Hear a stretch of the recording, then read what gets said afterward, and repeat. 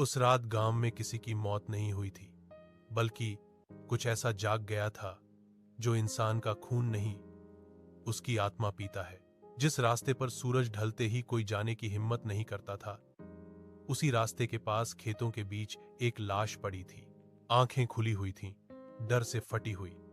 गर्दन पर गहरे नाखूनों के निशान थे, जैसे किसी ने जीते जी खून निचोड़ लिया हो। पूरे गांव में एक ही फुसफुसाहट फैल चुकी थी, नरपिशाच वापस आ गया है। और वो लाश किसी और की नहीं, अनुज के सबसे करीबी दोस्त राहुल की थी। उसी रात अनुज के दिमाग में एक ही सवाल हथौड़े की तरह गूंज रहा था, अगर ये सच है तो उस नरपिशाच से भी ज्यादा ताकतवर तांत्रिक आखिर मिलेगा कहां? अनुज शहर में पढ़ा लिखा था, भूत प्रेत नरपिशाच इन सब पर उसे कभी यकीन नहीं था, लेकिन राहुल की लाश ने उसकी सारी सोच तोड़ दी थी। अगली सुबह वह घर पहुंचा। आंगन में उसके पिता रामपाल जी बैठे थे।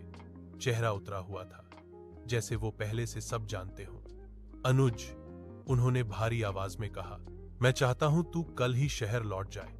मैंने सुना है तू उस नरपिशाच से बदला लेने की सोच रहा है। इस रास्ते पर मत जा। अनुज ने संयम से जवाब दिया, पिताजी, ये सिर्फ बदले की बात नहीं है। अगर आज हम चुप रहे तो कल पूरा गांव उसका शिकार बन जाएगा। रामपाल जी गुस्से में बोले, आज तक कोई उस तांत्रिक से नहीं जीत पाया, न जिंदा न मरने के बाद। अगर तुझे कुछ हो गया तो हम क्या करेंगे? अनुज चुप हो गया। वह जानता था उसके पिता डरते हैं और ये डर बेवजह नहीं है, लेकिन उसी डर के नीचे अनुज के अंदर कुछ टूट चुका था और उसी टूटन से एक जिद पैदा हो चुकी थी।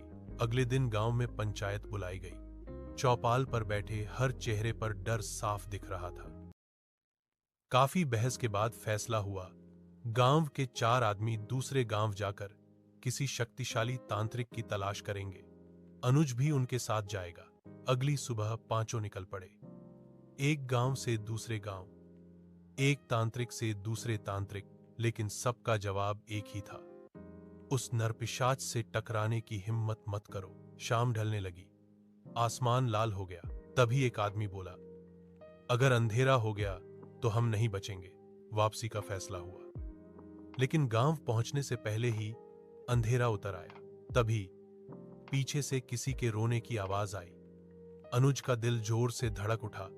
वह पीछे मुड़ना चाहता था, लेकिन किसी ने उसका हाथ पकड़ लिया।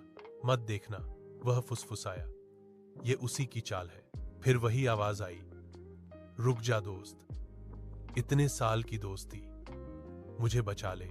अनुज ने पीछे देखा।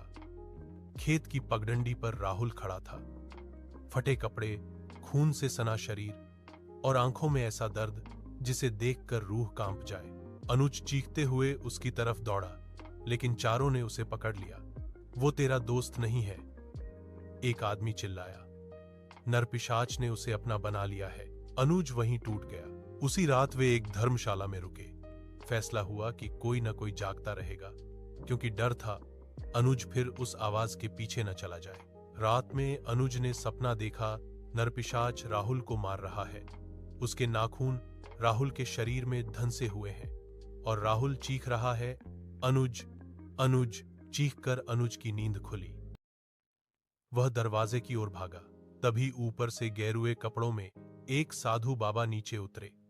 उनकी आंखों में अजीब सी चमक थी, जैसे वे सब कुछ पहले से जानते हों।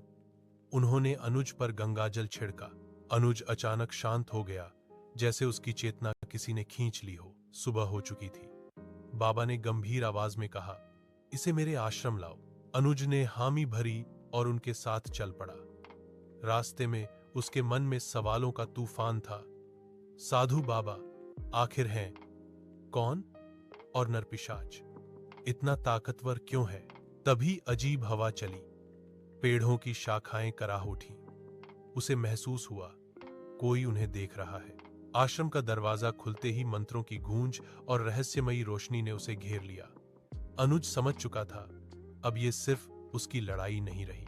और यहीं से शुरू होता है साधु बाबा का रहस्य, नरपिशाच का असली सच और गांव की आखिरी सबसे भयानक लड़ाई।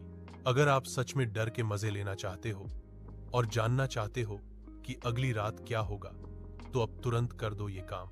वीडियो को लाइक करो अगर तुम्हारी रूह कांप गई। सब्सक्राइब करो हमारे चैनल को, वरना अगली रात का डर तुमसे दूर रहेगा नहीं। और कमेंट में लिखो हमें पार्ट 2 चाहिए, ताकि हम अगली कहानी का खौफ तुम्हारे लिए ला सकें। याद रखो, डर देखने से बढ़ता है और आपके कमेंट से अगली कहानी शुरू होती है।